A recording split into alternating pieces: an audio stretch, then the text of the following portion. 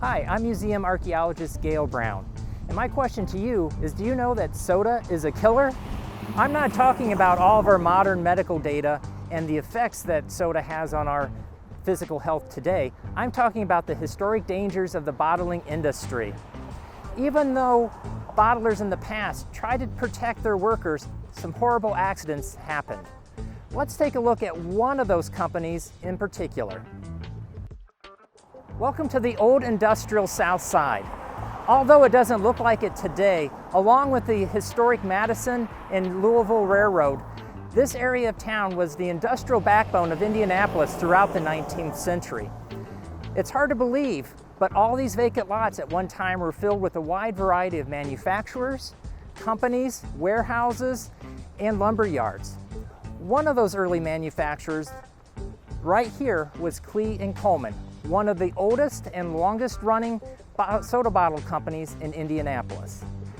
Klee Coleman began their soda bottling company by purchasing the former Anson Reed & Company bottling works here on the South Side in 1879. By 1880, Klee Coleman were producing their own lines of mineral waters, champagne ciders, ginger ales, and seltzer waters.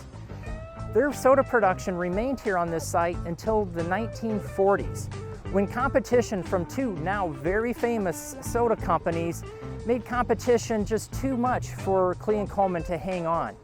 But over those 60 years, Klee Coleman produced a wide range of sodas for the Indianapolis and Central Indiana market, including their own recipes of Klee Grape, Peach Bounce, Cream Soda, Ginger Ale, and Orange Cider.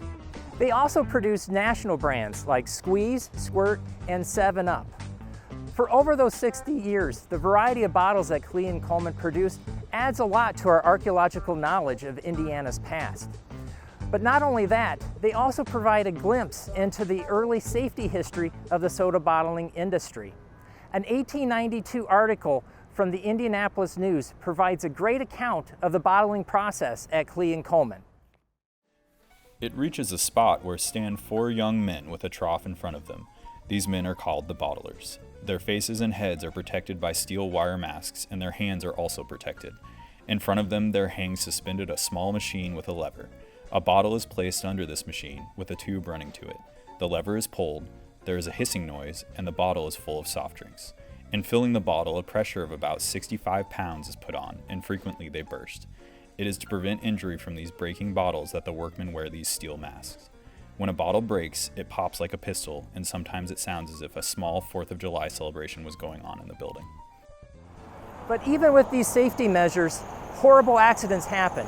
News accounts from the time provide details of these accidents in all their gory detail. Albert Fabe met with a very painful accident yesterday afternoon. He was filling a bottle with ginger ale when the gas in the fluid burst the bottle in his face.